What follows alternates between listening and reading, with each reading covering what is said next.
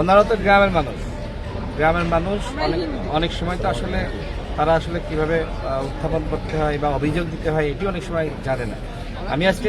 আমি আজকে গিয়েছি যখন শুনলাম যে তাদের উপর এ ধরনের অত্যাচার হচ্ছে এবং তাদেরকে বলা হচ্ছে যে ধানের শীষ প্রতীকে কাজ করা যাবে না, কাজ করতে হবে স্বতন্ত্রের পক্ষে। গণ অভ্যুত্থানের পরে আমরা দেখেছি এই স্বতন্ত্র প্রার্থী যারা সমর্থক রয়েছে, যারা কর্মী রয়েছে, ক্যাডার বাহিনী রয়েছে, 5 জন মানুষকে কিন্তু হত্যা করেছে। চাঁদাবাজি, মাস্তানি, এমন কোনো অপরাধ নাই যা করা নাই। এবং বিভিন্ন জায়গায় দখল, আপনারা খুঁজতে দেখেন বাস স্ট্যান্ড, টেম্পো স্ট্যান্ড, বিল দখল, অনেক দখল হয়েছে।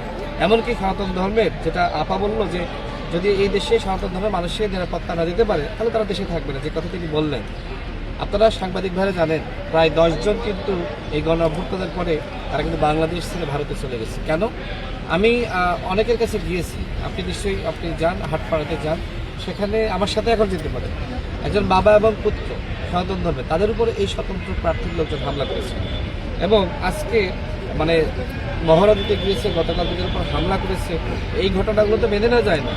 আমি সনাতন ধর্মের যারা রয়েছে আমাদের ভাই এবং বোনেরা, মা বাবারা, তাদের উদ্দেশ্যে বলতেছে আপনারা ভয় পাবেন না, আপনারা ভয় পাবেন না, আমরা আপনাদের সাথে রয়েছি। দেখেন আজকে কিন্তু তাদের সাথে আমি কেন এসেছি, কারণ তারা এই জায়গাটা তারা চিনে না যে এখানে এসে অভিযোগ দিতে হয়, এখানে এসে কথা বলতে হয়। তো আমরা যারা সচেতন মানুষ রয়েছি, আমরা যদি আমাদের দেশের সনাতন ধর্মের মানুষের নিরাপত্তা না দিতে পারি তো তারা এই কথা বলবে, তারা তো বলবে যে আমরা এই দেশে থাকার মতন পরিবেশটা নাই। তো আমি ইউনো মহোদয়কে জানিয়েছি, একটু করে মৌখিকভাবে তাকে অভিযোগ দেওয়া হয়েছে, বিস্তারিত লিখে নিয়েছে। এরপরে আমরা লিখিত অভিযোগ দিব, কিন্তু সমস্যা হলো যে কালকে তো নির্বাচন, এখন বিচারটা কী হবে? বিচারটা তো জিনিসটা দরকার ছিল এদেরকে অ্যারেস্ট করা।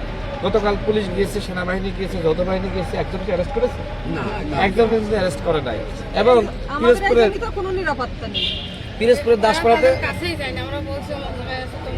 তো সমস্যাটা এখানে যে ঘুরে চলে আসছে। সমস্যা যে এই ঘটনাগুলো ঘটতেছে, জাস্ট যে ঘুরে চলে আসছে, কাউকে অ্যারেস্ট করতেছে না, উল্টো আমাদের বিরুদ্ধে নানান ধরনের মিথ্যা অভিযোগ দিতেছে, আমাদেরকে হয়রানি করতেছে, জরিমানা করাইতেছে। কিন্তু আমরা সারাক্ষণ এই গণসংযোগে ব্যস্ত, আমাদের এত সময় নাই যে ওই কাজ বাদ দিয়ে আসলে এই কাজগুলো করব। আজকে তাদের উপর যে ধরনের হামলা হয়েছে, আক্রমণ হয়েছে, আমি সমস্ত ঝিনাইদহ 4 আসনের সমস্ত সনাতন ধর্মের ভাই বোনেরা আপনাদের উদ্দেশ্যে বলতেছে, আপনারা সিদ্ধান্ত নেন। আপনারা কি সন্ত্রাসীর কাছে আসলে ভয় পাবেন, নাকি আপনারা এইভাবে সাহস করে আপনারা আসলে বিচারের দাবিতে এইভাবে আসলে প্রতিরোধ গড়ে তুলবেন? এই সিদ্ধান্ত আপনাদেরকে নিতে হবে। আগামীকাল ভোট। আমি সনাতন ধর্মের সকল মানুষকে বলতে চাই, কোনো ভয়ের কাছে মাথা নত করবেন না। আপনি যাকে ভোট দিতে চান তাকেই ভোট দিবেন। যদি আমাকে অপছন্দ হয়, আমি আপনার কাছে ভোট চাচ্ছি না, কিন্তু আপনার যাকে ভালো লাগে ভোট দেন। আপনি ভোট চাইতে যান, কিন্তু এইভাবে হুমকি ধামকি ভয় দেখাবেন, এইভাবে অস্ত্র নিয়ে মহড়া দিবেন, এটা তো হইতে পারে না। আমি তাদের সাথে রয়েছি, আমি আপনাদেরকে এতটুকু আশ্বস্ত করছি, আপনাদের যদি কোনো ক্ষয়ক্ষতি হয় আমি আপনাদের পাশে দাঁড়াবো এবং তাদের বিরুদ্ধে যে ধরনের ব্যবস্থা গ্রহণ করা দরকার ব্যবস্থা গ্রহণ করব। আপনারা ভয় পাবেন না, আমি আপনাদের ভাই, আপনাদের সন্তান হিসেবে আমি আপনাদের পাশে থাকতে চাই। আপনারা নির্ভয়ে ধানের শীষের পক্ষে কাজ করছিলেন, কাজ করেন। আজকে আমি গিয়েছিলাম, যদি আবারও আমার যাওয়া লাগে আমি যাব।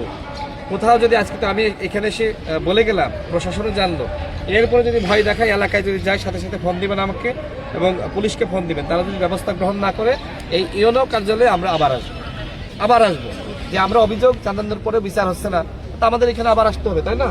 সবাই আপনারা বাসায় যান, বাসায় থাকেন, যদি আর কোনো সমস্যা হয় আমি আবার আপনাদের এলাকায় আসবো।